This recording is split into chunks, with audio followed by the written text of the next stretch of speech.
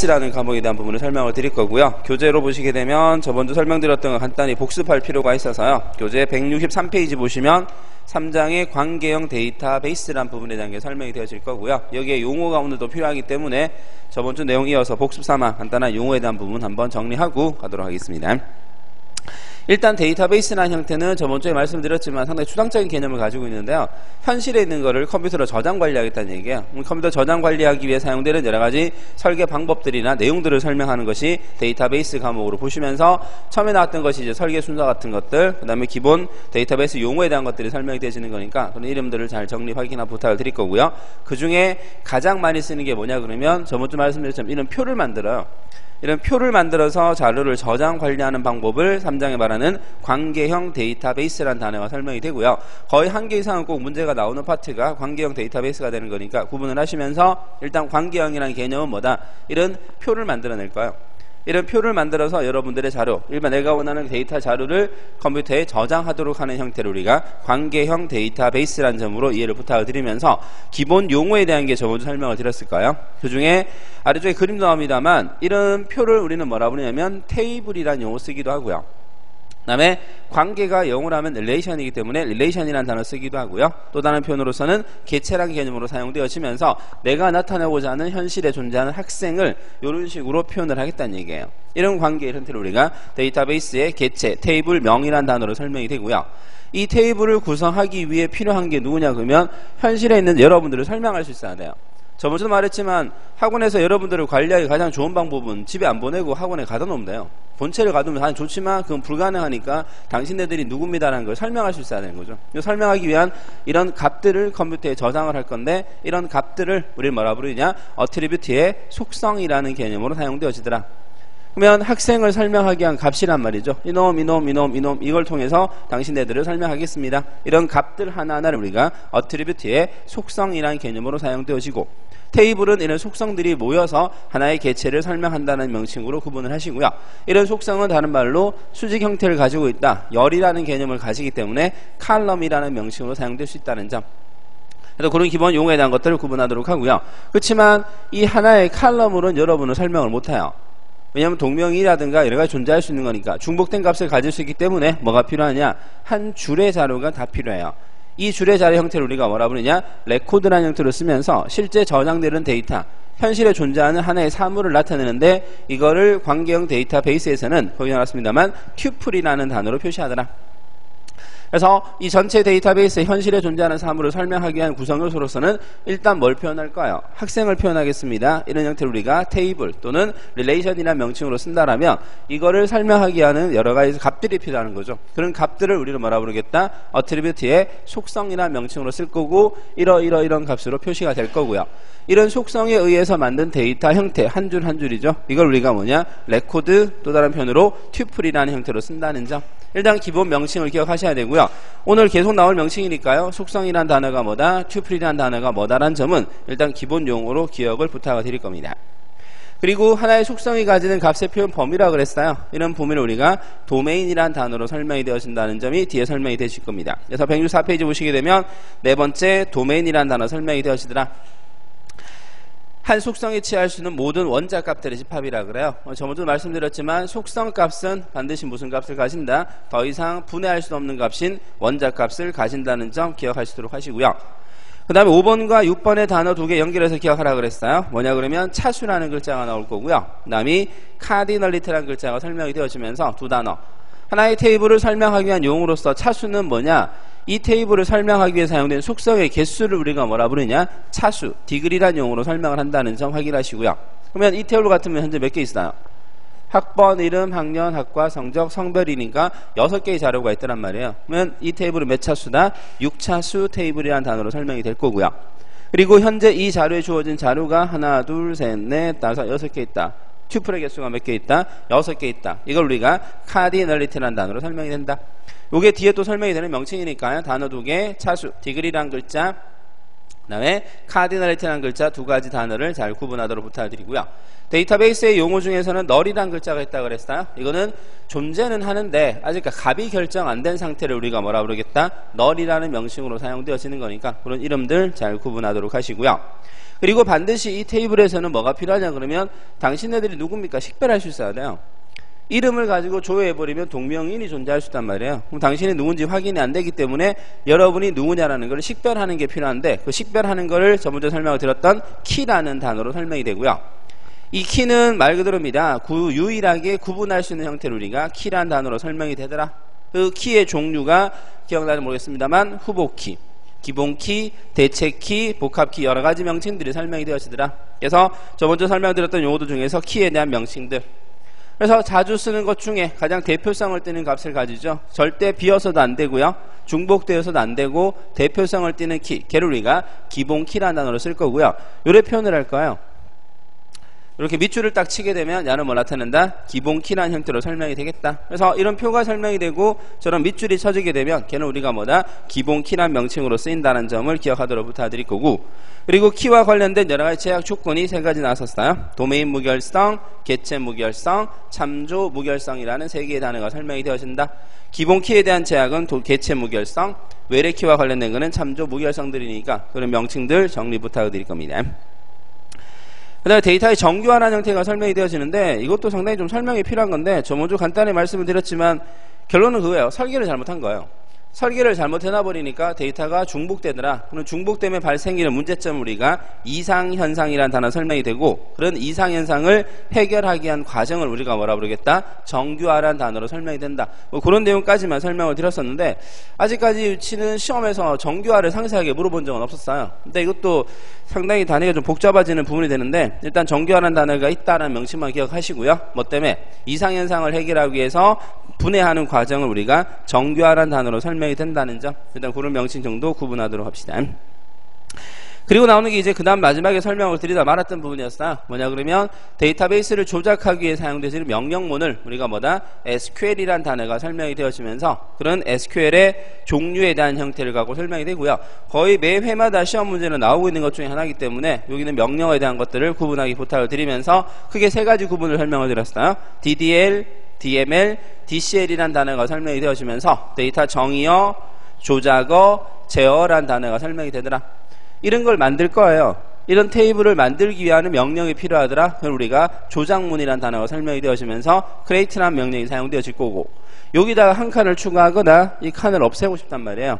구조 변경을 할 때 쓰는 명령을 두 번째 alter문이라는 형태로 쓸 거고, 테이블 자체를 제거하고 싶어요. 그때 쓰는 명령은 drop이라는 명령이 쓰인다는 점. 그래서 세 가지를 우리가 뭐라 부르냐?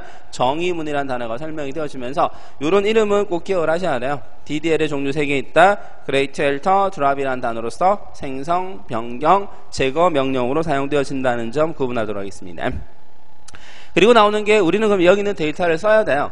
데이터를 집어넣거나 착근할 때 쓰는 형태, 걔를 우리가 조작어란 단어가 설명이 되어지면서 조작문의 종류 4가지, select, insert, delete, update라는 단어가 설명이 되어지면서 이 4개의 명령을 이용해서 원하는 데이터 조작이 이루어지겠다. 그래서 4개 명칭 select, insert, delete, update라는 단어가 제시되더라.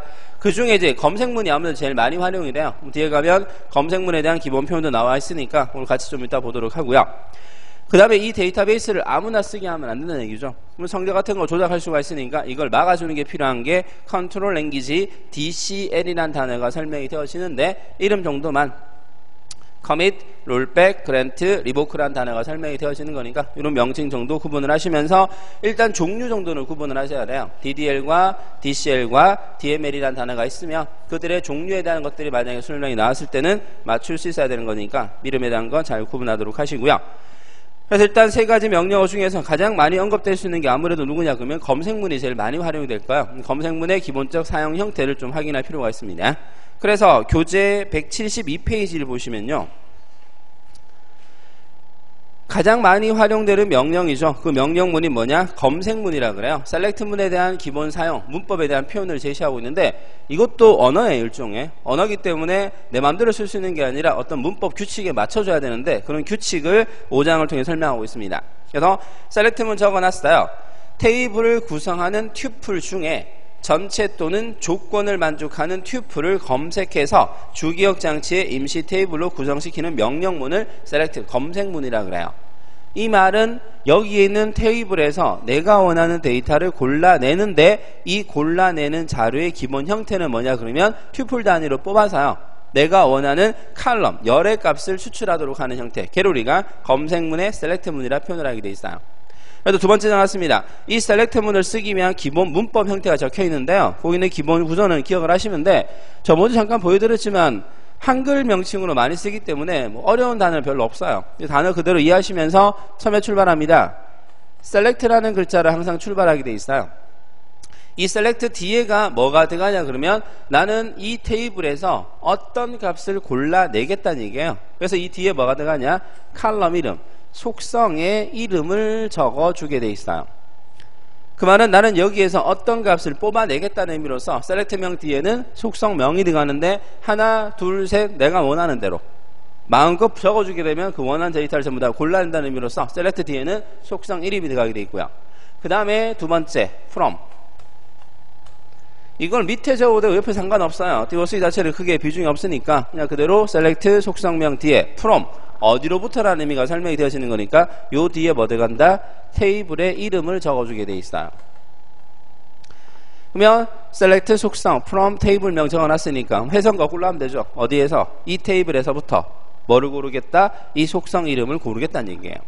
그래서 간단히 적어보면 말이죠. select 학번 콤마 이름 from 학생 이 말이죠. 어디서 붙어요? 학생 테이블로 붙어요. 뭐를 고르겠다? 학번과 이름이라는 값을 골라내겠다는 거죠. 그러면 이 전체 학생이란 테이블에서 다 필요 없고 뭐만 학번과 이름이라는 열만 데이터를 뽑아내도록 하는 그런 명령문을 우리가 select 검색문이라는 단어로 설명한다는 얘기예요. 그래서 단순하게 어디로부터? 학생으로부터 뭐를 고르겠다? 학번과 이름이라는 데이터를 뽑아내겠다는 형태의 명령을 우리가 검색문의 대표적인 select from이라는 단어를 쓰는 거예요. 그렇지만 나는 다 뽑지 않고 여기다 조건을 붙이고 싶어요. 추출할 때 그냥 다 뽑는 건 아니니까 조건에 맞는 데이터를 뽑고 싶다. 그때 사용되어지는 문장 이 뒤에 적어주죠. 어디에서? 그래서 뭐다? where서를 쓰는 거예요. 그리고 이 뒤에다 뭐 적어주겠다? 내가 찾고자 하는 조건문을 기재를 시켜주는 거죠. 그러면 이 테이블에서 이 조건에 만족하는 뭘 고르겠다? 칼럼 값을 골라내겠다. 이게 가장 대표적인 SQL의 기본 문법. 그리고 이 뒤에 명령이 더 추가됩니다만 일단 기초적인 형태로서는 이 단어 정도 구분되는 거니까요. 그 말은 여기다 붙이면 되죠. 왜요? 뭐? 학년이 1인. 해서 그대로 하면 되죠. 어디서 붙어요? 학생 테이블로 붙어요. 뭐를 고르겠다?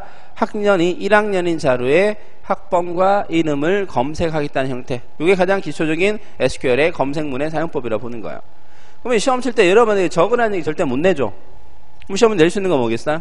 적어놓고 설명을 하든지 아니면 이런 문장을 관로 배워놓고 여기에 들어갈 글자가 뭐냐 정도 물어볼 수밖에 없는 거니까 전체적으로 다 외우실 필요는 없다는 얘기죠. 단어 뜻만 이해하시면서 얘가 뭐였다라는 정도만 확인만 하시면 된다. 이게 검색문의 가장 기본적 표현으로 볼 수 있어요. 그리고 여기에다 좀 더 다른 내용을 추가시켜주게 되면 단어가 몇 개 설명이 되어지는데 책에 보시면 적어놨어요. select 속성명, from 테이블명, where 뒤에 조건식을 적어주고요. 그 다음 뭐 적어놨냐? group by라는 단어가 나오고요. 바로 밑에 보시면 또 having과 order by라는 단어가 설명이 되어지는데 일단 거꾸로 order by라는 단어가 설명이 되어지면 요거는 뒤에 적어주는 거죠.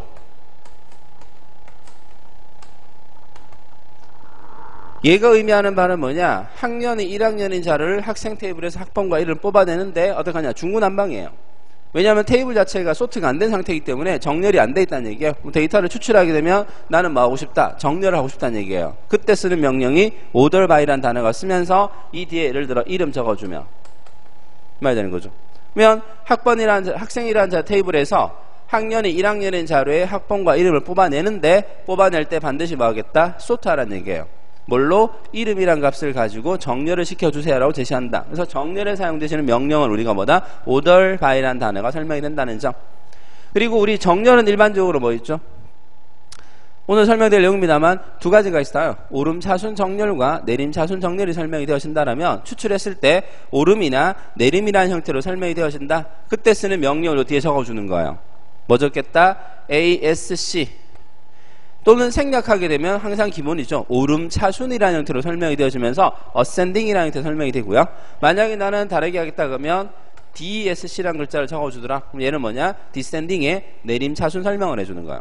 이건 여러분 선택을 하시는 거죠. 정렬을 할 때 오름할 거다, 내림할 거다를 설명해 준다는 점. 이런 글자들 정도만 이해하시면 검색문은 솔직히 많이 어렵게는 절대 안 되거든요.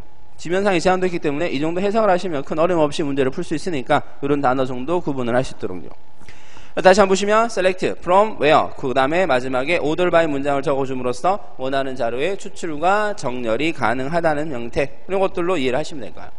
밑에 보시면 각각 문장에 대한 여러 가지 개념을 적어놨는데요. 방금 설명드렸던 데만 이해하신다라면 크게 어려움 없이 해결할 수 있다는 거 구분하시고요. 그런데 이제 하나 추가적인 게 아까 봤던 거죠. group by라는 단어가 나와요. 이 group by라는 단어는 많은 거냐 그러면 어떤 값을 묶을 때 쓰는 거예요. 예를 들어 성별로, 학과별로 또는 나이별로 어떤 하나의 기준값에 의해서 정렬을 시켜서 그룹화시켜서 값을 추출할 때 쓰는 명령 우리가 group by라는 단어가 설명이 된다는 점. 그래서 어떤 하나의 기준에 의해서 나열하도록 할 때 쓰는 걸 이제 group by라는 단어가 설명이 된다는 거 확인하시면서 옆 페이지 보시면 네 번째 적어놨어요. group by 전. 특정 속성을 기준으로 그룹화해서 검색할 때 그룹화할 속성을 지정을 하더라. 그래서 나는 어떻게 하겠다. 이 값을 정렬하겠다. 묻겠다. 이런 식으로 표시를 하는 거죠. 그리고 마지막에 적어놓은데요. 일반적으로 그룹 바이절은 그룹 함수와 함께 사용된다라고 적어놨어요. 이 말은 이제 예를 들면 지역별로 나이의 평균을 구하고 싶다. 또는 뭐 지역별로 또는 거주지별로 학과별로 이런 식으로 어떤 기준에 따라 나누고 난 다음에 어떤 계산값을 할 때 쓰는 형태를 마지막 7번 적어놨어요. 주요 내장 함수나 형태로 설명이 되어지면서 이런 함수 값을 의해서 만들어지는 거죠. 그때 함수 이름을 보시게 되면 count는 개수를 구하는 거예요. 그리고 sum은 합을 구하는 거고요. avg는 평균을 구하는 거고 max는 최대값, min은 최소값을 구해내겠다. 이것도 시험 문제 나온 적이 있어요. 일반 함수가 아닌 종류 뭐 이런 게 물어본 적이 있으니까 명칭으로서 count, sum, avg, max, min이라는 형태의 명칭을 사용해서 말 그대로 그룹한 후에 값의 형태를 만든다는 점으로 기억을 하시면 될 거예요. 자, 그래서 이거는 이렇게 한번 예제를 만들어 보도록 할 건데요. 그냥 방금 적었던 문장을 이렇게 만들어 볼까요?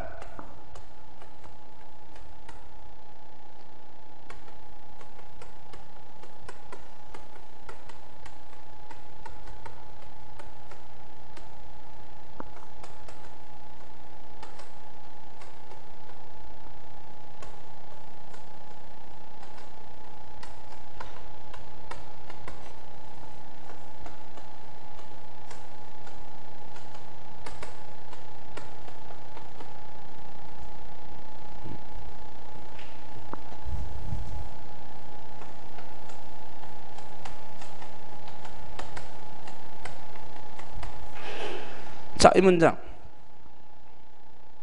해석해 볼까요? 어디서부터요? 학생 테이블로부터요. 뭐를 골라낼까요? 학과를 골라낼 거예요. 그리고 뒤에 적어놨죠? 학과 그냥 성적만 하게 되면 학과 골라내고 성적 골라내는데 말고 나는 뭐 하겠다? AVG 적어놨죠? 뭘 구하란 말이에요? 성적이라는 열의 평균값을 구하란 말이 되는 거예요. 근데 그냥 해버리면 이 계산이 안 돼요. 왜냐하면 전산 따로 만들어지니까. 그럼 난 어떻게 하겠다? 재미 적어놨죠? 그룹 바이. 묻겠다는 얘기예요. 어떻게? 학과 기준으로 묻겠다. 그러면 지가 알아서 데이터를 어떻게 하냐? 전산 끄집어내서 세 개의 평균을 끄집어주고 그 다음에 전자 묶어서 표현을 하고 그러면 이 계산된 결과 모양은 어떻게 나오냐? 첫 번째는 전산 찍힐 거고요. 그 다음에 전자 찍히고 기계 찍히고 그 다음에 세 개의 점수죠. 전산이 70, 80, 90이니까 80인가요? 80, 전자가 뭐 75, 기계가 50. 이렇게 결과가 나오는 거죠. 그러면 전체적인 자료가 막 섞여 있으니까 이거를 그룹화 시키겠다. 그럼 묶어버리는 거죠. 그러다 실제로 데이터가 묶여지는 건 아니고 컴퓨터 내부적으로 데이터를 묶어서 전산끼리 묶어서 내가 조구한 뭐죠? 성적이란 값에 뭘 구하겠다? 평균을 구하게 적어놨으니까 지가 성적 데이터만 뽑아내는 거야. 뽑아내서 뭐 하겠다? 결과를 보여주게 하는 거. 그 다음에 전자 마찬가지, 기계 마찬가지. 이런 식으로 그룹화 시킨다는 개념. 이때 쓰는 명령을 우리가 뭐다? 그룹 바이라는 단어로 설명이 된다는 얘기죠. 그래서 계속 말씀드렸지만 명칭만 이해하시면 크게 어려움 없이 해석할 수 있는 부분이 되는 거니까 이렇게 적어서 문장을 만들 수 있다는 점 구분하시고, 여기다 한 개를 추가하면 일반적인 조건 뭐 적었어요? 우리가 웨어저를 통해 조건을 적었는데 그룹에다 만약에 조건을 주고 싶어요. 다시 말하면 묶는데 학년이 얼마 이상, 2학년 이상만 하겠다. 그러면 여기에 조건 적을 때 웨어가 들어가는 게 아니라 얘는 뭐 드냐? 이 having이라는 단어가 들어가요. 그래서 얼마? 학년이 2학년 이상인 경우만. 그래서 일반적인 조건을 적을 때는 뭐 적냐? 웨어저를 이용해서 조건 기재가 이루어진다라면 그룹 바이절의 조건은 뭘 쓰겠다? having이란 글자를 적어서 표현을 하겠다. 이 정도 내용만 이해를 하신다라면 큰 어려움 없이 문제는 풀 수 있다는 얘기죠. 한 개 더 추가하면 order by. 뭐로? 학과로. 그럼 학과가 어떻게 되어 있어요? 기계가 제일 먼저 나오고 전산, 전자 순서니까. 그래서 그룹 정렬까지도 가능하게. 이런 식으로 SQL 문장을 적어서 해석을 하도록 하는 게 문제로 설명이 되어지는 거니까 명칭 정도 구분하시고, 지금 적혀있는 셀렉트문의 구성과 주요 내장 함수 명칭 같은 정도만 기억하신다라면 큰 어려움 없이 문제를 풀 수 있다는 얘기죠. 그래서 한 장만 뒤로 넘어가 볼까요? 174페이지 보시면 이런 식으로 시험 문제가 나왔다는 얘기예요. MS 액세스 데이터베이스를 이용한 성적 테이블에 적어도 2명 이상이 수강하는 과목에 대해 등록한 학생 수와 평균 점수를 구하기 위한 SQL문을 작성할 경우 빈칸에 적절한 표현이 뭐냐? 다 적으라는 건 시험 문제 못 낸다는 얘기죠. 그러면 방금 말했던 요구사항들을 처리하기 위해서 적어놨네요. select 과목을 고르겠다는 얘기예요. 그 다음에 count 괄호 열고 별표죠. 이 별표는 좀 이따 말할 겁니다만 전체를 말해요. 몽땅 다. 그러면 카운트 별표니까 전체 수를 구하겠다 이 말이에요. 그 다음에 as 학생 수, average 점수, as 평균 점수라는 형태로 설명을 한다. 이때 as라는 의미는 뭐냐 그러면죠. 카운트 별표 대신에 이제 학생 수란 이름으로 쓰는 거예요. 명칭을 대신 준다는 의미인데 크게 뭐 비중을 둘 필요는 없으니까 그냥 구조상 과목을 골라낼 거고 학생 수를 골라내고 평균 점수를 구하겠다. 어디로부터? from 성적으로부터. 근데 그러기 위해서 뭐가 필요해요? 과목별로 묶어야 되는 거예요. 묶어주기 위해 사용되어진다 해서 group by라는 단어가 설명이 될 거고요. 묶는데 조건이 아까 뭐라 그랬어요? 적어도 2명 이상은 돼야 되거든요. 2명 이상이 된다는 조건이 들어가줘야 된다. 그럼 아래쪽에 문장을 보시면 1번, 2번은 안 되죠. 왜냐면 이거는 일반적인 SQL 문장이 들어가지 그룹 바이들을 쓸 수 없으니까 1, 2번은 안 될 거고, 그럼 답은 3번, 4번 중에 하나란 말이에요. 근데 우리가 요구하는 건 뭐죠? 개수가 2개 이상이냐 물어봐야 되거든요. 근데 3번을 보시면 뭐 적혀있어요? 썸이니까 이 썸은 뭐 할 때 쓰냐? 합을 구할 때 쓰는 거니까 전혀 말이 안 되는 거죠. 그럼 답이 될 수 있는 누구다? 4번에 having, count 2보다 크나 같은 경우 주겠다는 거죠. 그러면 학번의 개수가 그룹화 했을 때 말이죠. 그룹화 했을 때 학번이 2개 이상인 값만 구하겠다는 형태로 설명이 된다. 답을 4번으로 보도록 하는 거. 그러니까 아까 말했지만 이 SQL 파트가 나오기는 아주 어렵게는 절대 문제를 못 내는 거죠. 왜 그걸 적으란 말로 못하는 거고, 정말 어렵게 만들려고 하면 이 테이블이 몇 개씩 막 나오고 섞여지는데 그만큼까지는 문제 내기 힘들어요. 그냥 이런 단어 정도 있다는 것만 해석만 하신다라면 충분히 답은 찾을 수 있는 거니까. 그런 SQL 형태가 이와 같은 형태로 문제가 나온다는 점만 이해를 하시면 될까요? 그래서 기본적 명령문 형태죠. 다시 한번 보시게 되면 select, from, where, group, having, 그 다음에 방금 했던 order by, 이런 명칭들의 단어가 어떤 뜻이라는 점만 확인하신다라면 큰 어려움 없이 문제를 풀 수 있다는 거. 그래서 SQL은 이런 내용 정도 구분을 하시도록 부탁드릴까요? 가능하겠죠? 이게 어렵지 않은 형태가 되는 거니까 이렇게 해서 만들 수 있다는 점 이해를 부탁을 드릴 거고요. 좀 더 책에 있긴 있습니다만 좀 빠진 부분에 대한 거 몇 개 설명을 드릴 테니까 추가적 형태로 구분하시고요. 방금 봤던 거죠? 이래 적어줘요. select 뒤에 뭐 적었냐? 별표가 들어가요. 이 별표는 컴퓨터에서 뭐냐 그러면 모든 것의 의미를 가지는 거예요. 그러면 학생 테이블로부터 뭐 하겠다? 모든 값을 다 뽑겠다. 요거 다 나와요. 그러면 우리가 원래 이게 뭐 적죠? 칼럼 이름을 적어주게 돼 있어. 칼럼 속성명 대신에 별표 적어버리면 몽땅을 다 뽑아내겠다. 그럼 저기 있는 값 전체를 다 추출하도록 한다는 의미로서 우리가 별표 개념을 쓰는 거니까, 혹시 별표 나오면 모든 것이라는 의미로 해석을 하시면서 학생 테이블부터 뭐 하겠다? 모든 데이터를 다 뽑겠다 할 때 의미가 별표 개념을 쓴다는 점 확인하도록 부탁드릴 거고요. 자, 그 다음에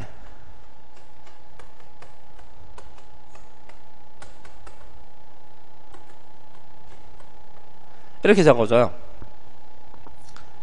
예제로 이해를 좀 부탁을 드릴 건데요. 이러면 데이터가 몇 개 나올까요?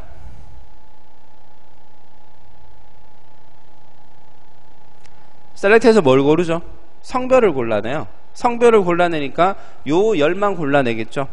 그러면 골라내니까 데이터가 몇 개 나오냐? 몇 개 나올까요? 이 말하기 힘드시면 손가락질해도 돼요. 2개. 2개라고 하면 좋겠는데 2개는 컴퓨터가 인공지능이 아니기 때문에 단순히 시킨 것만 하는 거야. 그러면 그대로 다 뽑아내요. 몇 개 나오냐? 데이터 개수 다 나오는 거죠. 몇 개? 6개 다 나와요. 그냥 단순한 추출이기 때문에 주어진 데이터, 나는 뭐 한 거야? 성별이란 데이터만 뽑아내라고 제시한 상태이기 때문에 그냥 전체가 다 추출되는 거예요. 그렇지만 나 입장에서는 뭐가 필요 없어요? 동일하게 나온 저 값은 필요 없다는 얘기죠. 뭐 하겠다? 중복을 제거시켜 버릴 거예요. 그때 쓰는 명령이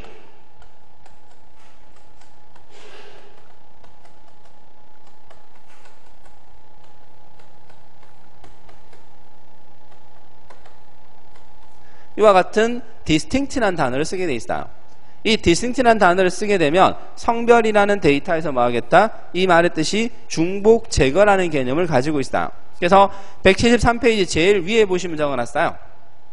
distinct라는 단어가 나오고요. 이 distinct 단어는 중복된 튜플이 있으면 그 중에 첫 번째 한 개 값만 검색을 하겠다. 그러면 이 말 자체가 뭐하냐? 중복 제거라는 개념을 가지고 있어요. 그럼 야는 몇 개 나올까요? 2개밖에 안 나오는 거죠. 남녀 중복된 상태의 제거 상태가 만들어지는 거니까 2가지 값만 추출하겠다. 이때 쓰는 단어가 이 distinct라는 단어가 중복 제거의 개념을 가지고 있다는 점. 그래서 체계적인 그대로입니다. 173에 적어놓은 것처럼 distinct, 중복된 튜플이 있으면 그 중에 첫 번째 값만 하겠다. 그냥 명칭으로 기억하세요. 중복 제거 명령을 뭐 쓰겠다? distinct라는 단어로 설명이 될 수 있는 거니까 이 이름들 기억하도록 부탁드릴게요.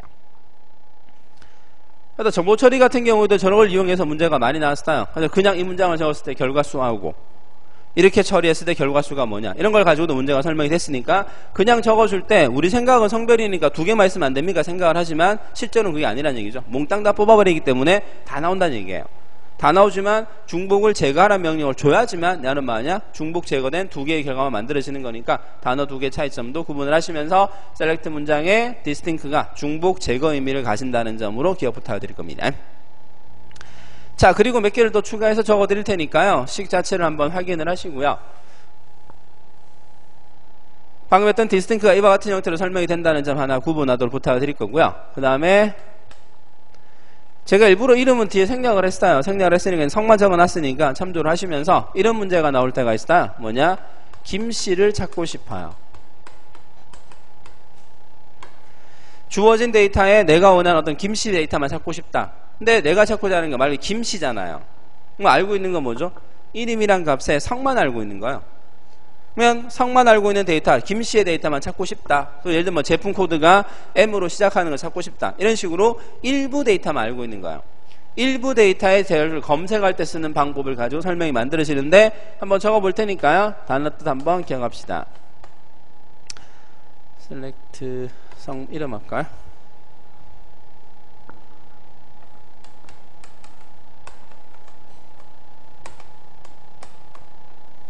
똑같이 적힐 거고요. 자, 여기서 이제 투가 되는 거죠. where저를 적을 때요. 내가 찾고자 하는 게 뭐란 얘기예요? 별표로 할까 그냥? where저에 따라 조건을 적어줄 거예요. 뭐가? 이름을 검색을 할 건데 이때 쓰는 명령어 뭐 쓰냐? 이렇게 써요. like 그리고 김 %라고 적어 주시게 되면 여기 이제 뭐라고 그러냐면 분매치 지리문이라는 단어가 설명이 되어지면서 SQL 명령 중에서 내가 원하는 데이터의 전체 정확한 데이터를 알고 있는 게 아니라 일부 자료만 갖고 검색을 하고 싶어요. 그때 쓰는 명령을 like라는 명령을 이용하거든요.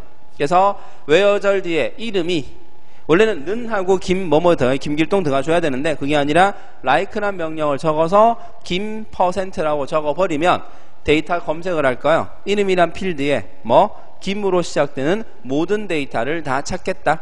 이때 쓰는 명령이 이제 분매치 지리문이라는 단어가 설명이 되어지면서 일부 데이터 값에 의한 검색을 이와 같은 방법으로 표현하게 돼 있어요.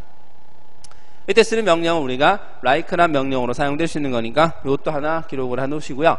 이거는 책에 지금 없는 명령이거든요. 책에는 단수 명령밖에 안 적어놨으니까 추가적 사항으로서 like란 명령을 이용해서 일부 데이터 검색이 가능하다는 걸로 확인하기 부탁드릴 거고요.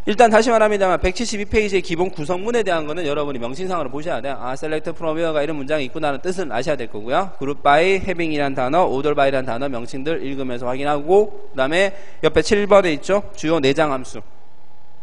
count다, sum이다, avc다, max다, min이라는 단어 쓰는 거니까 그런 용어에 대한 것들 구분하셔야 되고요. 그 다음에 추가적인 단어로 아까 나왔던 distinct라는 단어, like, is not, between 이런 단어들이 어떤 뜻을 가지고 있다 정도로 좀 구분을 하셔갖고, 책엔 지금 없는 부분입니다만 추가 설명을 드린 거니까 하나 적어 놓으시고 읽어서 내용을 볼 수 있도록. 뭐 이걸 빡빡이 하되 외운다는 개념은 아니고요. 아, 이렇게 쓰인다는 정도만 아신다라면 큰 어려움 없이 SQL문을 만들 수 있으니까 그렇게 정의 부탁을 드리겠습니다. 자, 그래서 일단 기본적인 검색문이죠. 검색문의 셀렉트에 대한 사용법들이니까 이런 기본 표현에 대한 거 잘 확인 부탁을 드릴 거고요. 다시 앞으로 돌아와서요. 169페이지 다시 한번 보시게 되면 문제 나오네요. 아래쪽에 보시면 SQL에서 데이터베이스 검색의 성능 및 편의 향상을 위해 내장 함수를 제공하더라. 이때 내장 함수의 종류가 아닌 게 뭐냐 이렇게 물어보는 거야. 뭐죠? 좀 전에 봤던 것 중에서 이게 헷갈리는 거죠. 뭘까요? 괜히 토탈 적어놓으면 헷갈리거든요. 왠지 우리 토탈 하니까 뭐 맞는 거잖아요. 근데 토탈이라는 함수는 안 쓰고 뭘 쓰냐? 합을 구할 때는 sum이라는 개념을 쓰는 거니까. 그러면 관계없는 게 누구냐 그러면 토탈과는 상관없다는 얘기죠. 한번 3번으로 보는 거. 이게 정보 처리에도 시험 문제가 나왔었거든요. 나왔기 때문에 제가 지금 이런 문장을 적어드린 이유가 얘들 전부 다 정보 처리 파트에서 이제 문제가 나왔었어요. 이 문제가. 그래서 지금 우리가 치는 시험 자체가 컴퓨터 그 관련이 이제 정보 처리 아니면 일반 쪽에서 시험 문제가 많이 나오기 때문에 정보 처리에 나왔던 것들이 이런 식으로 출제가 되기 때문에 설명을 드린 거니까 검색문에 대한 기본 사용은 이런 정도 기억할 수 있도록 부탁을 드릴 거고요. 저번 주에 한번 이야기 드렸었는데요. 그래서 검색문하고 제일 많이 설명이 되어지는 게 주가 된다라면 나머지는 요거 정도 기억하라고 그랬어요. select 뒤에는 테이블명 from 나온다고 그랬잖아요. 그 다음에 insert 문 뒤에는 into라는 명령을 적어주게 되어 있고요. 그 다음에 update라는 명령 뒤에는 set이라는 글자가 설명이 되고요. delete라는 명령 뒤에는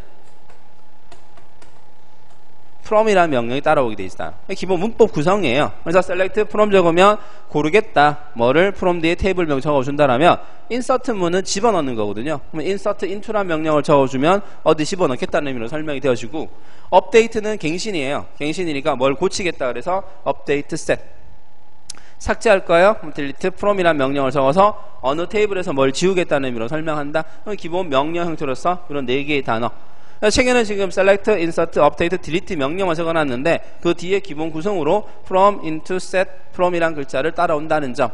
그래서 시험을 내는 거죠. 구문이 잘못된 게 뭐냐. 제일 틀리기 좋은 게 뭐겠어? update to, 또 insert to 이렇게 바꿔놓는 거죠. 그래서 그 잘못된 게 뭐냐 찾도록 하는 것도 몇 번씩 나온 것 중에 하나니까 얘들 가지고 시험 내기는 좀 무리가 있어요. 있는 대신에 이 정도는 충분히 이해할 수 있는 것들이니까 일단 기본 4가지 명령에서 검색문이 주가 될 거고요. 나머지 명령문들은 이런 단어들이 있다라는 정도만 이해를 할 수 있도록 부탁드릴까요. 그래서 select, insert, update, delete라는 4개의 명령, 이걸 우리가 조작문이라는 단어로 설명이 되어지는 거니까 4개 단어 잘 확인합니다. 그래서 SQL의 분류 크게 3가지, DDL, DML, DCL로 나눈다는 거고요. 종류 정도는 구분하셔야 되고, 그 중에 실제 예제를 통해서 많이 만들 수 있는 건 아무래도 검색문이니까 좀 전에 봤던 것처럼 검색문의 기본 사용과 예제에 대한 것들 위주로 봐주기 부탁드립니다. 자, 그 다음 넘어가시면 교재 170페이지로 가봅니다. 170페이지 가시게 되면 4번째, 관계 데이터 연산과 질의에 최적화라는 형태가 설명이 되어지는데요. 얘도 상당히 좀 개념이 복잡한 건데, 얘도 마찬가지 지금 우리가 설명드렸던 SQL과 마찬가지로 이런 테이블을 조작하는 명령들이에요. 그럼 명령들 중에서 이제 관계 대수라는 단어가 설명이 되어지는데 말이 좀 어려운데요. 관계 대수라는 명령은요, 릴레이션으로부터 필요한 릴레이션을 만들어내는 연산자의 집합을 우리는 뭐라 부르냐? 관계 대수라고 불러요. 그 말은 이 테이블에서요, 이런 테이블이 존재하면 지금처럼 명령을 주게 되면 여기에 있는 데이터를 뽑아서 또 다른 테이블을 만드는 연산을 여기서는 관계 대수란 단어로 설명이 되고요. 두 번째 나왔죠. 원하는 정보와 그 정보를 어떻게 유도하는가를 기술하는 절차적인 방법의 언어를 우리는 관계 대수란 단어를 쓴대요. 뭐 생뚱맞게 그냥 이런 말이 나오니까요. 그냥 관계대수라는 게 있대요. 관계대수는 테이블을 조작하는 거예요. 릴레이션을 조작해서 새로운 릴레이션을 만드는 연산을 우리가 관계대수라는 단어 설명이 되면서 여러분이 기억하는 거 마지막에 있는 거죠. 절차적인 언어라 그래요. 그래서 관계대수란 언어가 뭐냐? 절차적인 방법의 언어다. 이걸 우리가 관계대수란 단어로 설명이 되어지고요. 이거하고 이제 비교되는 게 누구냐 그러면 방금 설명했던 관계대수라는 형태의 언어가 있다라면 얘하고 비교되는 게 관계해석이라는 게 있어요. 그래서 데이터베이스를 조작하는 연산, 즉 관계데이터 연산의 종류로서 관계대수와 관계해석이라는 형태가 설명이 되는데 방금 했던 관계대수는 절차적 언어라는 형태를 포인트 단어로 혹시나 기억하시고요. 반대로 하나 추가할게요. 관계해석이라는 단어가 나오게 되면 이것만 기억하시면 돼요. 비절차적 언어다. 관계대수는 절차적 언어의 형태를 설명을 한다라면 관계해석은 비절차적 방법의 언어입니다라는 것만. 그럼 이게 무슨 말인데요? 까지는 알 필요는 없고요. 그냥 만약에 문제가 나온다라면 설명이 잘못된 게 뭐냐 그러면 대수하면 비절차가 틀린 거고 해석하면 절차는 엄틀린 거니까. 그래서 관계대수가 절차, 해석은 비절차적 방법의 언어입니다라는 정도만 확인. 더 구체적으로 들어가실 필요는 없으니까 관계대수와 해석의 차이가 뭐다라는 것만 확인하시면서 절차, 비절차라는 점만 이해하시면 돼요. 그 중에 두 번째 나왔습니다. 그러면 이런 관계대수 연산자들의 종류가 크게 두 가지가 나와 있어요. 집합 연산자와 관계 연산자 형태의 설명이 되어지면서 집합 연산자의 종류가 합집합, 교집합, 차집합. 우리 다 알고 있는 거죠. 합집합이니까 두 개 공통 찾는 거고요. 교집합은 합치는 거고 교집합은 공통, 그다음에 차집합은 빼는 거니까 뭐 그 개념 그대로이기 때문에 야를 물어볼 일은 없어요. 그냥 합집합, 교집합, 차집합이 어디에 속한다? 일반 집합 연산자에 속한다는 것만 이해하시면 되고요.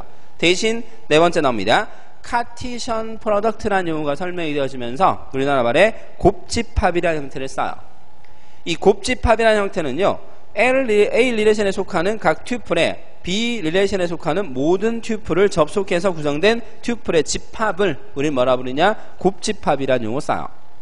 자, 이 곱집합이라는 형태는 구분을 하시면서요. 곱집합 A 곱하기 B라는 형태로 연산을 표시하게 돼 있어요. 좀 생뚱맞아요. 갑자기 무슨 이런 연산 형태를 적어놨으니까 뭐 이거를 연결해서 이해하란 말 안 할 거고요. 그냥 파트별로 보시면서 곱집합이라는 연산이 나오면 A 테이블과 B 테이블을 곱하기 한다는 의미로 설명이 되어지는데 이 연산의 결과로 생성되는 릴레이션의 차수와 카디널리티는 아까 나왔죠? 차수가 뭐였어요? 들어본 것 같아요. 아까 잠깐 복습할 때 얘기 들었죠? 디그리 형태의 차수는 뭐다? 이 속성의 개수를 말하는 거예요. A 테이블과 B 테이블을 곱집합하고 나온 차수가 이때는 A 테이블과 B 테이블의 차수를 더해서 생성되고요. 그에 반해서 카디널리티는 A 테이블과 B 테이블의 카디널리티를 곱한 결과가 생성이 되게 돼 있어요. 자, 다시 합니다. 관계대수라는 개념 자체가 릴레이션과 릴레이션을 조작하는 연산이에요. 그랬을 때 두 테이블을 곱집합하라는 형태가 되면 두 테이블을 말 그대로 곱한다는 얘기예요. 그 곱해진 생성된 결과가 차수는 A 테이블의 차수와 B 테이블의 차수를 더한 것과 똑같고 카디널티는 두 테이블의 카디널티를 곱한 것과 같다는 의미로 보시면 돼요. 뭔 말이냐? 예를 들어 볼게요.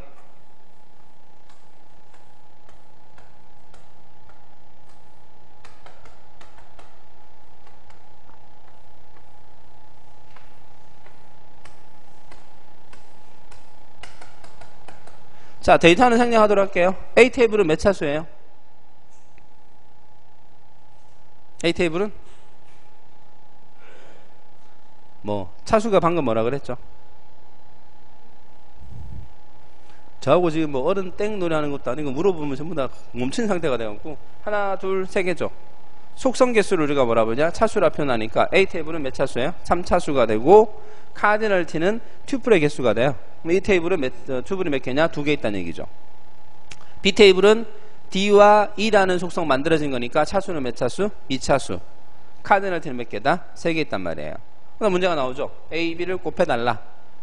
곱집합하라 이 말이에요. 두 릴레이션을 곱집합한 결과가 뭐냐? 이거를 두들이 뭉치는 거예요. 근데 어떻게 뭉치냐? 각각 튜플과 튜플의 순서상의 집합으로 만들어내요. 이런 식으로. 그러면 두 개가 합쳐지니까 어떻게 되죠? A, B, C라는 속성과 D라는 속성이 합쳐지는 거죠. 그리고 요 놈이 결합돼지니까 하나, 둘, 세 개. 밑에 거도 하나, 둘, 세 개. 그래서 방금 적은 것처럼 차수는 어떻게 돼요? 두 테이블의 차수를 더한 결과가 만들어지게 돼 있고요. 생성된 카드널 T는 요 튜플과 요 튜플의 순서상의 집합으로 만들어지는 거니까 하나에 3개 대응되고 하나에 3개 대응되는 거니까 2, 3은 6. 그래서 두 개를 곱한 것과 같다라고 설명을 하는 거예요. 이런 연산을 우리는 뭐라 부르냐? 곱집합이라는 형태로 설명을 할 거예요. 만약에 문제를 낸다라면 이게 나오죠. 설명이 쭉 해주는 거. 설명을 해주면서 이때 생성된 튜플의 개수가 총 몇 개입니까? 그러면 튜플의 개수니까 뭐 찾으면 돼요?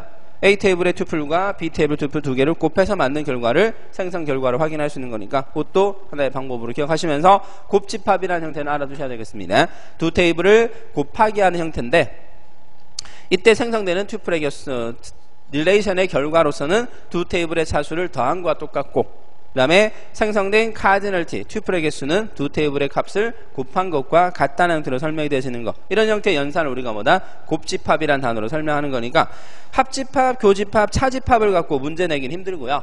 곱집합은 지금 설명드렸던 방법대로 문제가 나올 수 있으니까 추가사항으로 확인하시면서 다시 보십니다.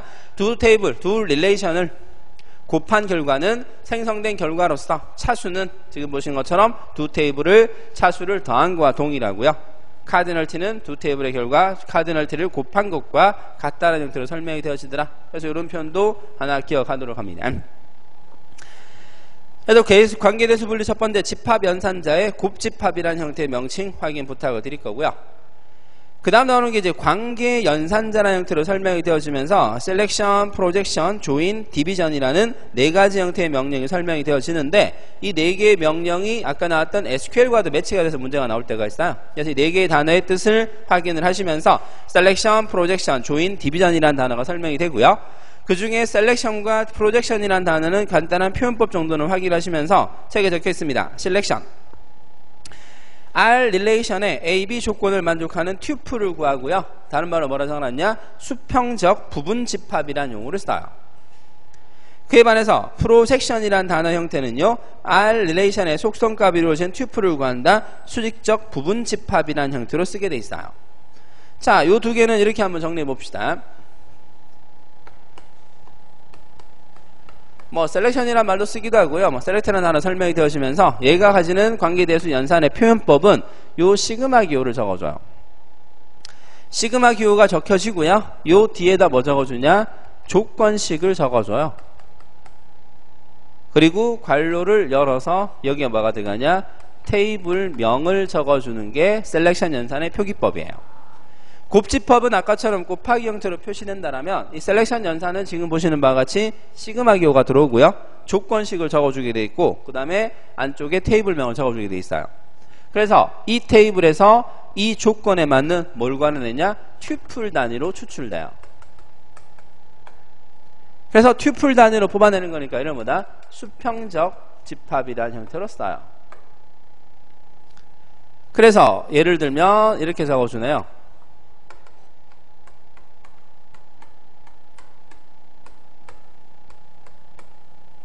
이렇게 읽으면 돼요. 뭐 학생 테이블에서 뭐를 고르겠다? 학년이 2학년인 데이터 자료를 고르겠다. 어떻게?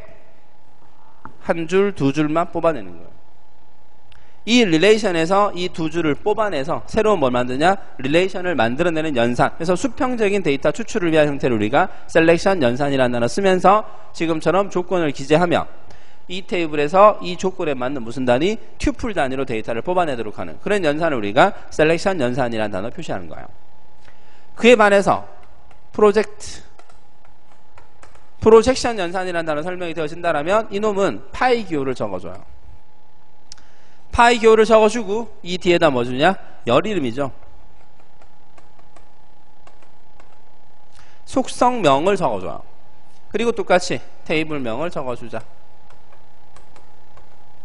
이렇게. 그럼 야는 속성이니까 무슨 단위? 열 단위죠.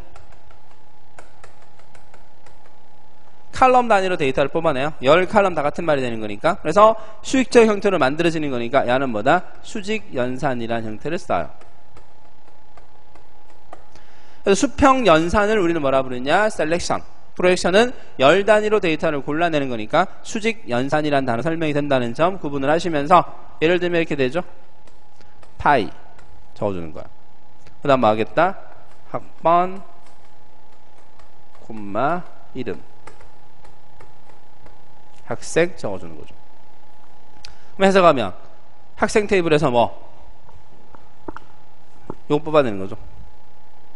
열 단위로 데이터를 추출하는 거니까 학번의 열과 이름 열 자체를 다 뽑아서 새로운 테이블을 만드는 연산, 얘를 우리가 프로젝션 연산이라는 단어 설명이 된다는 점, 이 점을 이해하시면 돼요. 물론 이걸 여러분한테 100% 해석하라 적으란 말은 못 내줘. 시험 문제는 다 적어줄 거야. 적어주고 뭐냐라고 해석하도록 하는 설명이 나오는 거니까 이런 기본 표현들에 대한 거 잘 구분하시고요. 하나 더.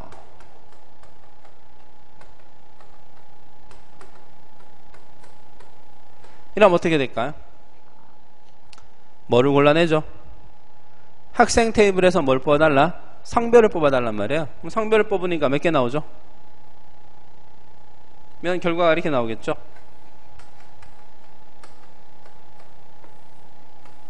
돼 있으니까 남, 여,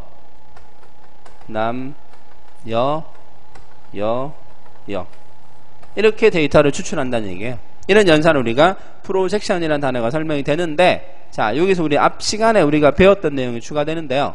요것도 하나의 테이블이에요. 요것도 우리가 이 연산의 결과로 만든 것도 테이블이거든요. 우리 저번주에 나왔던 거죠. 이 테이블이 가지는 특성 중에 하나가 뭐냐면 속성과 튜플은 순서가 없어요. 대신 튜플은 유일성을 만족해 줘야 돼요. 그 말은 이 자체 한 개 한 개가 전부 다 뭐로 지정되는 거예요?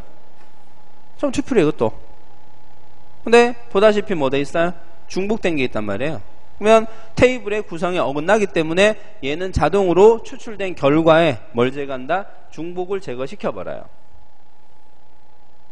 그래서 야는 결과가 뭐 나오냐? 요것만 결과가 나와요. 그래서 이놈은 추가적인 거죠. 중복을 제거하는 기능도 갖고 있어요. 그래서 셀렉션과 프로젝션 연산의 차이점으로서 지금 보시는 바와 같이 셀렉션 연산은 시그마 기호를 사용하고요. 조건에 맞는 튜플 단위로 데이터를 추출하는 연산이라 본다면 프로젝션 연산은 파이 기호가 사용되어지면서 열 단위로 데이터를 추출하는데 추출된 결과는 지금 보시는 바와 같이 중복된 상태가 돼버리면 릴레이션의 특성에 의해서 중복은 제거돼 줘야 돼요. 그럼 중복 제거된 상태로 데이터를 추출하는 연산, 이걸 우리가 프로젝션 연산이라는 단어 설명하더라. 요 두 개 단어 구분하도록. 이거는 정보 처리도 상당히 자주 나왔던 것 중에 하나니까, 그래서 관계 연산의 세 가지, 곱집합, 셀렉션, 프로젝션이란 연산 세 가지의 사용법 정도는 구분을 하시고 지금 적어놨던 내용들은 여러분이 좀 이해를 하셔야 될 거예요. 근데 제가 이렇게 말하지만 아주 어려운 말은 절대 아니거든요. 이건 충분히 한 번씩 보시면 이해할 수 있는 것 중에 하나고, 그 다음에 한글로 대부분 다 필드명이 나오기 때문에 대충 보면 딱 알아요. 아, 이게 뭐다 저게 뭐다 정도만 판단만 하신다라면 큰 어려움 없이 해석할 수 있는 것 중에 하나니까. 그래서 요 연산에 대한 형태로서 관계대수 해석, 그 다음에 곱집합, 셀렉션, 프로젝션 연산에 대한 표현법들을 이해를 부탁을 드릴까요? 여기까지 되겠어요? 생뚱맞죠? 뭐 희한한 글자 막 적어놓고 이게 뭐냐 막 이야기하고 있으니까. 그러니까 컴퓨터를 쓰기 위한 이런 모든 것들이 들어가요. 근데 우리 사용자는 입장에서 어떡하죠? 모르죠? 클릭하면 자동으로 되거든요. 근데 그 안에 이런 모든 것들이 다 연결되어 있는 거야. 근데 우리는 그냥 사용자 입장에 데이터를 쓰니까 전혀 모르지만 실제 이걸 만들거나 개발하는 입장에서는 이런 것들이 다 필요한 내용이 되는 거죠. 이게 그걸 다루는 게 컴퓨터 일반인데 일반의 수준을 좀 넘어가죠. 전문자, 전공자들 형태가 쌓이는 거니까 일단 이런 뜻이 있다는 정도만 이해하도록 하시고요. 하나 적어둘까요?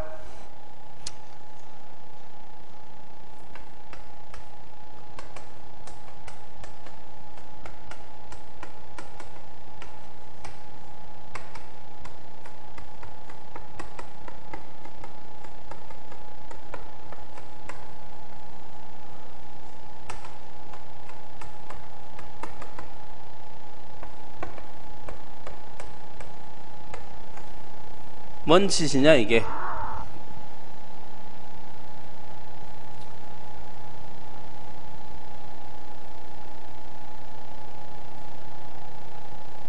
해석할 수 있겠어요?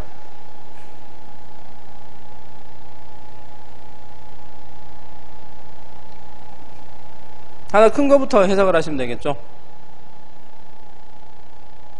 어디에서요? 학생 테이블에서요. 뭘 찾아요? 학과가 전산이고 학년이 2학년인 값을 뽑아요. 되겠어요? 그러면 데이터가 뭐 나오죠? 전산에 요거 할까요? 편하게 2학년의 데이터를 추출하는 거예요. 추출된 자료가 하나의 또 테이블이잖아요. 이 테이블에서 이 조건에 만족하는 테이블을 뽑아서 거기서 뭘 찾는 거예요? 학번과 이름의 값만 골라내는 거예요. 그럼 결국 뭐 나오냐? 요 데이터만 추출하는 거예요. 이게 문제가 나오겠죠? 설명을 해놓고 제대로 적은 게 무슨 문장이냐? 그러면 어차피 테이블을 갖고 이루어진 연산이 관계 연산이기 때문에 지금처럼 학생 테이블에서 셀렉션 연산한 것도 테이블이거든요. 그러면 관로의 테이블이 들어가는 거니까 이 테이블에서 뭐 찾는 거야? 또 학번 이름을 찾아내는 형태가 되는 거니까 연결해서 문장을 만들 수 있는 거예요. 그래서 전부 다 연결돼요. 전부 다 연결돼서 원하는 추출을 할 수 있도록 하는 형태가 되는 거니까 이런 표현도 가능하다는 거 확인하시고요. 여기에 추가된 거죠. 이걸 우리가 좀 전에 배웠던 SQL문으로 적어보세요. 좀 전에 배웠던 SQL문, 검색문 기억나시죠? 셀렉트 문으로 만들어주면 셀렉트 들어가요. 뭘 고르죠? 학번 이름 고르라고 했으니까 학번 이름 from 어디로 붙어요? 학생으로 붙어요. 조건이 뭐죠? 학과가 전산이고 학년이 2학년이니까 조건 적어줍니다. 어디에? where 적어주면 돼요. 학과가 전산이고 학년이 2.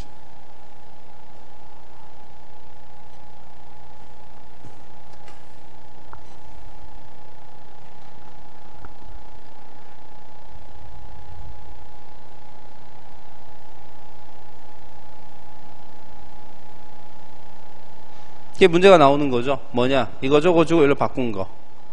반대로 이거 적어주고 이걸로 표시하는 형태로 설명이 되면서 관계 대수 문장과 SQL 형태를 종합해서 두 개의 문제 설명을 할 수 있는 거야. 둘 다 어차피 데이터를 추출하는 검색 형태로 설명이 되어지는 거니까 이렇게 문장을 적을 수도 있고 이렇게 문장을 적을 수 있다라는 거. 이 두 가지도 같은 형태로 보시는데 어차피 계속 말씀드렸지만 여러분이 적을 건 아니에요. 주관식이 아니기 때문에. 보기로 전부 다 뭐 나오겠어요?